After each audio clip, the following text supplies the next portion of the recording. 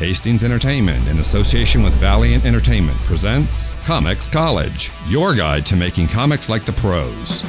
Attend the Comics Workshop to learn the tricks, then submit your entry for a chance to become Valiant's free Comic Book Day 2016 cover artist. I'm Tyler Wentland. I won the Valiant Entertainment Hastings Bookstore's Crafts of Comic contest, and I just wanted to make this video to say that if you are participating in one of their contests, you really are in for a treat. Both companies are great. The staff are just as passionate about comics and the contest as you are. So, feel free to ask questions. They're great with communication, and have fun. Have fun on the page. That's the most important part. So good luck, enjoy. Join us and maybe you could be Valiant's free Comic Book Day 2016 cover artist. You've waited long enough. Comics College begins right now. Hello, welcome to Comics College. My name is Hunter Goranson. I am the Marketing Communications Director at Valiant Entertainment. My name is Joshua Johns. I'm the Digital Sales and Special Project Manager at Valiant. We've teamed up with Hastings to present a different Valiant creator each week, showing you how to make comics like the pros. Today, we have the great Jody Houser, writer of Faith, here to show us a very important lesson that every comics creator has had to go through at some point in their career, how to break in. One of the hardest and most often asked aspects of the comics industry. For those of you who don't know, Valiant is the largest independent superhero universe in comics. We're about 25 years old, publish a lot of acclaimed ongoing superhero titles. Some of our characters include Exo Manowar, Harbinger, Shadow Man, Quantum and Woody, Archer and Armstrong, Rye. The list goes on for quite a long time. But heading to the top of that list in early 2016 is Faith, which Jody is writing, just hit shelves on January 27th with issue number 1. But before you started writing Faith, how did you get interested in comics, even before you were a writer? Well, I was reading comics from a fairly young age, and I actually got into comics through superhero TV shows and movies, like a lot of people in the current generation of creators, Batman the Animated Series, the X-Men Animated Series. And so I grew up with these superheroes and with these stories, and they led me into this format. And I think a lot of people still think of comics as a genre more than a medium, just because superheroes are so prominent. Sure. But I actually fell in love with just the interaction of art and words and as a storytelling format. So later on, after I moved out to LA and I was pursuing screenwriting, I ended up doing some web comics just because I feel like when you're in LA, everyone's writing a screenplay. So it's easy to say you're a writer, but if you don't necessarily have anything to show for it, you maybe don't feel like you're really living up to what you're aiming to do. So I decided to do webcomics just so I could have something online that I could point to. No, look, I'm actually putting out something on a regular basis that I'm writing. And it sort of grew from there. So what was that first project that you decided to take and execute in a webcomics format?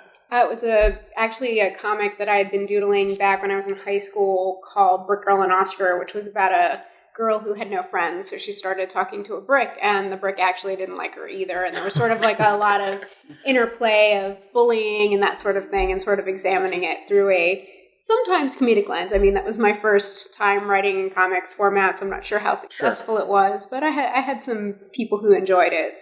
So step one, you arrived at an idea that you wanted to see realized.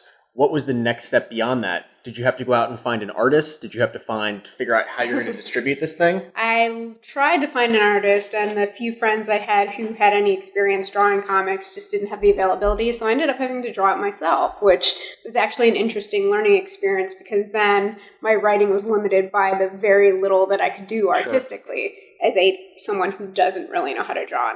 But I think that actually makes you a stronger writer because if you're working with a great artist, you can pretty much throw anything at them and they'll be able to make it come through on the page. But when you're someone who doesn't really draw very well and you're like, well, I can't really have the characters walk or move, so they're going to be standing there and conversing a lot. Right. And so you sort of have to push your dialogue more to make it actually interesting when the images aren't moving at all and there's no visual action. Sure, play to your strengths. Yeah. So you arrived at this idea, you decided that you're going to do it yourself. what kind of materials did you create in support of this? Did you have to outline this idea for yourself to get a handle on who the characters are going to be, how are you going to format this, or did it come to you fully formed and you were ready to get out there and execute a webcomic? A little bit of both. I mean, like I said, I'd drawn some strips when I was in high school, and I more had to think about how I wanted to do in terms of release schedule, how I wanted to organize the stories. So I ended up doing one update a week and stories that were 10 strips each. And then I would do sort of a little intermission after 5 stories. So that ended up being like 52 weeks. So I sort of organized it by... I like really organizing things, so I ended up doing 4 years worth of material for that. Oh, cool. So. And let me talk to you. You talked about this in the past tense now as your upcoming. You've done Orphan Black, which is like the 4th highest selling comic of this year. You have Faith upcoming from Valiant. But breaking in, was the process what you thought it was going to be? Were there any surprises along the way that you couldn't account for when you first started kind of looking to become a professional comics writer? The interesting thing was I went into webcomics not necessarily thinking about that could lead to being a professional career, that it would actually lead to like professionally printed and published comic books. I was more just doing it because I liked the format and it was more a fun thing. And I think doing it year after year, and I ended up doing another webcomic after Brick Girl and Oscar, and that was called Cupcake Pow, which was a spoof on a comic for girls, and that actually ended up getting me a little bit more attention than Brick Girl and Oscar did. It ended up, the fact that there was a way for me to sort of parlay that as, like, look, I can put out work on a consistent basis. Sure. And, so that in itself was sort of a surprise that it did work to my advantage for that. Almost like a calling card to some extent. Yeah. And let's talk about a little bit of the attention that your second webcomic, got for you. You wrote it, you illustrated it, you put it up there. What was next? Like, how did you promote yourself? How did you get your work out there for the public to see, to start getting some of the acclaim and building a larger resume for your writing career? Well, I mean, first off, social media really comes in handy for that. And I had everything up on my own websites. I purchased the domain name, so I actually had like a sort of professional-looking link that I can put. It was cupcakepow.com. That's actually how I got the title of the comic, was looking to see what domain name was available. But going to conventions, talking to people, having business cards I could give out. I actually made little prints that I could give out or sell at conventions. And actually, one thing that was really helpful was doing webcomics got me into conventions, period. That, at least at the time, I'm not sure if it's still true, but that qualified me for a professional badge for San Diego Comic-Con. And that was how I got in, I think, my first 6 years or so. Oh, wow. Yeah, before, maybe not quite 6 years, but a number of years before I had work put out by a professional publisher. And as far as networking goes, how impactful, how useful was the convention experience to you as a writer then, and what is it like now? Well, early on, I was scared to talk to people, which if you want to break into comics, be able to talk to people at conventions, it's kind of important. But yeah, I just had to get up the courage to go talk to artists who I was fans of, learn who the editors were, the publishers that I liked, or who edited the books I liked. And, you start meeting people, and if people like you, they will introduce you to other people. And that's really a great way. I mean, it's hard, I think, when someone just goes up to, big editor at big publisher and they don't know who you are. But if you're introduced by someone who they've worked with before, then you're sort of getting vouched for a little bit. And then, so after your webcomic work, what was the turning point? When did you pivot and start doing print work or writing for publishers? And actually, this also came through social media. Word started getting out of a couple different anthologies that people were looking for contributors for. So the first one was a British zombie horror anthology called Dead Roots, and I submitted a few stories for that, and I ended up writing 2 stories for it. I worked with Eric Canede as one of my artists. He's great. Oh, wow. Really good artist. And then the other one was a little book called Womanthology, which became a big book. Yeah, it became a big book. It started off as a little book when I emailed. They just wanted to have a couple women get together and do a comic anthology for charity. And Renee DeLise, who is the founder of that project, she put out a tweet and she got over 100 replies the first day. Yep. So there ended up being well over 150 women who worked on that. It blew up to a big Kickstarter. I worked with 2 artists on that, Adriana Blake and Fiona Staples. Some people might have heard of Fiona Staples before. And at that point, I was, written 3 short stories for anthologies, and I'd had the experience of working with editors and working with artists, and I found that I really love the collaborative process. I mean, all the web comics I'd done had been just myself, like doing every element from writing and drawing to building the websites for them and everything. So it's actually, you can tell great stories when you have people bringing in all different skill sets, and that's sort of what made me decide to keep doing this, just because the storytelling experience was just so wonderful. And so Womanthology was a hugely successful Kickstarter. It got a lot of attention in the comics press and even some mainstream attention. How did you go about leveraging that from short stories with some great artists into ongoing or miniseries or limited series work at a major publisher, be it Valiant or IDW, where you wrote Orphan Black, or Marvel, where you got to do some Agents of S.H.I.E.L.D. stuff? Well, it was starting to, once I had a body of work that I'd put together, there were a couple other anthologies that came along that I also did some work for. I basically put together a portfolio, and I would go to editors at conventions and either give them a printed copy, and I actually paid to have it nicely professionally printed by a printer who does a lot of comics, so it just looked like an issue of a comic, or asked if I could email it to them. And I just tried not to be too weird, but I did name drop some of the artists I work with, because that seemed to make them a little bit more interested in looking at it. Yeah, but that helps. I mean, if you have the ammunition, you should use it by all means. Yeah, and also the fact, I think, that these artists of this caliber have worked with you and actually finished the story and didn't storm off because you were completely unprofessional or terrible or anything. I think that helps too. So for you, building a network in comics was huge for you as you continued to level up to whatever your next step was. Yeah, and social media definitely played a key role in that, because I try to go to as many conventions as I can a year, but it's hard when they're all over the place, and now there's conventions pretty much every weekend, so it's like which ones at least do you choose? One. Yeah. So I think, it's always good when editors see you multiple times a year, but in between that, if you're talking to them and other people on Twitter, it's like you continue existing in their mind. And then if something comes up that, they know of you, they know the kind of work you've done, and they think you'd be a good fit for it, then they'll get in touch with you. And let's talk about those beginning stages and when you're deciding what to go to and, social media, look at that. In your first project, you're probably also working, and many writers are, a full-time job that has its own... Which I still am, actually. Right, with its own stressors and all these things like that. How do you work being a professional writer while also fulfilling those obligations you might have in your other parts of your professional life? Well, you have to get really, really good at time management. I know, and people have different ways of doing this. I try to work on all my lunches at work and get writing done there. I try to get things done after work. Some people get up really early and do a few hours of work before they have to go into their day job. Some people stay up really late. It ends up being what works for you, but you have to get really good at managing your time and getting work done quickly. And I think in the long run, even if you do transition to a creative career full time, that can really only help you. I want to talk more about time management, about building schedules for yourself. You said you love organizing, building a schedule, being able to do all the things you need to do. Can you talk about your process, like how you even attack, the idea that you have to do this thing for work, this thing for your personal life, in addition to writing a script and rewrites, drafts, etc. Can you talk about your time management process, how you build schedules for yourself?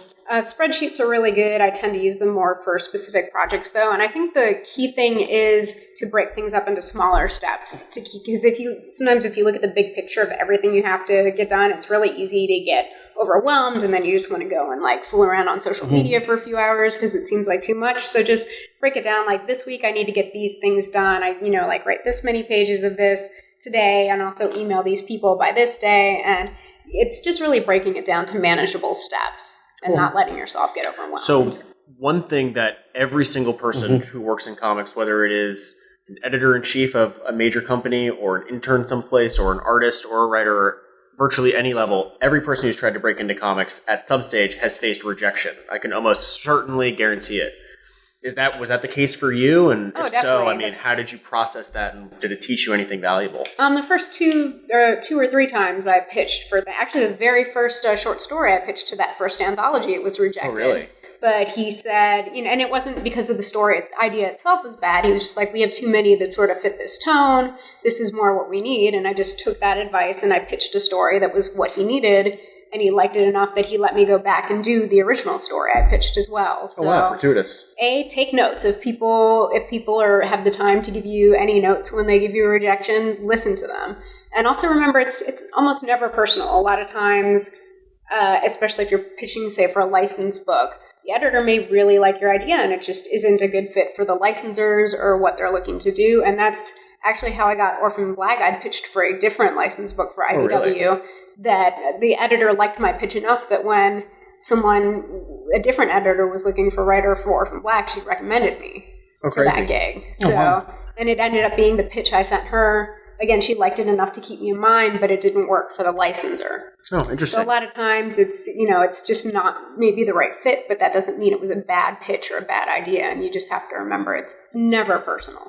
And so, I mean, one overarching note that I've experienced in comics is that even with all the conventions all over the world, even with all the comic books that come out every day of the week, or every week in stores across the country, just like the ones you find at Hastings, there's actually a relatively small industry. The people behind the scenes in comics who make the decisions about who gets hired, it's only probably a couple hundred people. Yeah. And I think your experience speaks to that, where people are recommending you based on who you met on a convention or other projects you pitched that may not have come to fruition. Yeah, I mean, it's at New York Comic Con this year, I talked to a Marvel editor not expecting for her to know who I was, but because I've worked with other Marvel editors that she already obviously knows and works with on a regular basis, she was aware of who I am. Yeah. And it's hard to remember that sometimes because you never want to expect that people know who you are, because that just seems like too much ego there. Yep. But yeah, word gets around. If you're putting out good work, people will know. And on the other side of the coin, if you're being a jerk, people will know. True. Can you talk comics? It's kind of a more informal, looser corporate world. You see people at their offices in shorts and sandals, and obviously we're all having a lot of fun. We're getting to use characters that we've grown up with and that we love, and it's a really fun job to have. But because of that, you see a lot of times people not take it at the beginning stages as seriously, as professionally as maybe they should to break in. Can you talk a little bit about acting professional and bringing professionality to trying to break into more of an informal medium that is comics? Yeah, I mean, it's interesting because a lot of the networking is done through social interaction at conventions. So I think sometimes people forget or don't want to think about the fact it's still a job. There's still deadlines. You're still working hard to get the product out there. And that should always be first and foremost in your mind. And, it's good if you sort of follow the lead. If an editor's like, hey, grabbing lunch or something, right. And, let them set the tone of how the interaction is going to be a little bit. Just don't assume it's going to be super casual or super stuffy. On the other hand, I think you sort of have to just be flexible and be ready to work with whatever's in front of you. Sure. So you seem like someone who had very realistic expectations about what they were getting into. But when you made that jump from doing your own self-published work or independent work to working at a major company, be it IDW, Marvel, Valiant, what surprised you about the industry when you finally got to the professional level? Were there any expectations you had that didn't pan out to be exactly the way you thought they would? That's actually a good question. I think maybe just like the number of people who are involved, because, you always think about, there's obviously the artist, the inker, if there's a separate inker from the penciler, the colorist, the letters, you think of all the people who go into making a comic book, but then you forget about there's the support staff for the office, there's the marketing people who make sure that the book is getting out on shelves. It's such a huge group of people who go into making sure that the comic is not only made, but it's made on time, it's printed properly, it goes to the stores when it's supposed to. It's a bigger thing than even just the creative team and the editorial, which I think is what gets a lot of the focus. Yeah, there's many more people besides the maybe the credits box that you see in your comics. Definitely. I'd love to know, you've leveled up so many times over your career. Is there any one piece of advice that you would give even to yourself or just someone breaking into comics that you would have liked to know, when you're doing your webcomics phase, when you're switched to anthologies? And now, I don't know, we want to talk about Faith, but you're on the verge of, a big major launch for a comic book company. What kind of advice would you impart on a younger version of you as a writer? I think a lot of people get the idea of like, what does it take to break into comics? Like you pass a finish line and get a medal or something. And really it's as easy as making a comic at period. I mean, back when I was making webcomics, I was still a comic creator and maybe I didn't think of myself in that sense. And I think if I had, maybe I would have figured out that, this whole networking thing could have happened a little bit sooner. I could have tried pursuing professional work a little bit sooner. So if you're out there and you're making comics, don't think that you're not part of this whole industry and community just because you maybe aren't getting paid right now. A lot of people who do creator-owned books, they put out money for it before they make any money from it, even the people doing the big image books. So it's not a sense of like getting paid that makes you part of the comic creator community. It's making the comics. Cool. What kind of are there any resources out there that you would refer an aspiring creator or someone who's trying to get into comics, maybe not even in a creative capacity, someone who wants to get an internship or work in the marketing side, like you mentioned? Is there anything out there that you could recommend to point someone towards? I can't think of anything specifically, but there's so many people on social media that I feel like you can find people on all aspects of comics and look and see. A lot of people do blogs with informative tips. A lot of writers will put out samples of their scripts, so you can look at scripts to see what a comic script looks like, at least by that writer, because there's no set format for comic scripts, although some publishers do have their own take on that, so that's always good to look at too. Actually, looking at the publisher websites are really good because occasionally sometimes they post job openings. If they have open submissions, they give very specific guidelines for what they're looking for. There's just so much information online that you can look up, and also going to conventions, going to panels that are there's comic marketing panels at conventions, there's writing panels, there's art panels, there's the spotlight panels with the guests who will talk about their specific aspect of the industry. So and then there's retailers in every state in the country, including a whole bunch of Hastings stores throughout the Midwest. Definitely. Great. That is super informative. I hope that's a good outline and basis for folks who are curious about breaking into comics. What are you working on these days? What are some places where people can find your work? Well, actually, my webcomics work you can find on Comixology Submit, which is another great resource for people who are looking to create their own comics and find a way to get them out without necessarily having access to a printer or retailers. Faith, of course, is out from Valiant. There are trades out for Orphan Black from IDW, the first volume, and they just came out with the Agents of S.H.I.E.L.D. 50th anniversary trade, which I wrote a story with Agent Melinda May. And Max Ride, Ultimate Flight is also the 5th issue. I think, won't be out yet by the time this airs, but it should be on the way. Oh, very cool. And Faith, I think, is a character that's worth expanding upon a little bit, since she's was always a very popular Valiant character, but really since we announced your new series with Francis Portela and Marguerite Sauvage, has kind of taken on a life of its own, even before the first issue hit stands.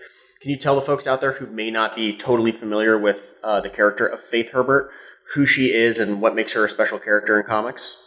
Faith is one of the people known as Psyops who were basically born with the potential to have superpowers, and she had hers awakened through a interesting series of events that led her to join a group of team called the Renegades, which is in the book Harbinger. And the cool thing about Faith is she is a lifelong comic book, sci-fi, fantasy fan. She loves superheroes. She loves Star Trek. She loves everything by Joss Whedon. So she's basically one of us. Yep. She's the person who you would run into at the comic book store on Wednesday who would be freaking out about what happened in the latest Marvel issue or whatever. For sure. So she has sort of grown up with this moral code that was basically imprinted on her from all the superheroes and all the good guys in other genres that she loves. So for her, the opportunity to be a superhero is essentially the best thing ever. And Harbinger was not the lightest book. There was some really dark stuff that happened. For sure. In that. But meanwhile, you had Faith on the side who was like, no, guys, we're superheroes. This is the best thing ever. Here, okay, we need costumes, we need code name. So she was really the heart of that team. And this miniseries that's coming out with her now is her first time being out on her own as a superhero. So she has the solo title, but she essentially is thinking of her life now as the solo title. Yeah. So it's a little bit meta. There's a lot of fun playing with superhero, classic elements like the secret identity and the journalism career, which doesn't necessarily work out in the modern age because journalism isn't quite as big a thing as it was back in the 40s and the 60s. So, yeah, it's just her seeing how far she can go on her own as a superhero. It's a terrific book. You've done an awesome job with it. Thank you. First issue, Faith #1, out on January 27th, so it's on shelves now. Highly encourage you to check it out. Jody, thank you so much for telling the folks how to break into comics. Thank you for having me. Thank you. That does it for this week's episode of Comics College. Next week, we'll be back with colorist David Barron, who's going to be walking us through the fundamentals of getting your portfolio reviewed for artists and other aspiring creators. But before we go, we'd be remiss in not telling you about the official Comics College contest. If you are an illustrator out there who would love to see your work in print, we highly encourage you to go to gohastings.com/Comics College, and there you can find out exactly how you can enter your work to win a slot as the cover artist of Valiant's Hastings exclusive Free Comic Book Day 2016 release. That is a massive prize. See your work on Valiant's Free Comic Book Day release, and one that we hope you all will send in your work. There's still a couple more weeks to go, so go to gohastings.com/Comics College to find out more. Until next week, see you guys. Take care. You've just experienced class number 2 of Comics College, your guide to making comics like the pros. Don't forget to enter to win the grand prize, your art on Valiant's 2016 Free Comic Book Day comic book. Ask a store associate for details.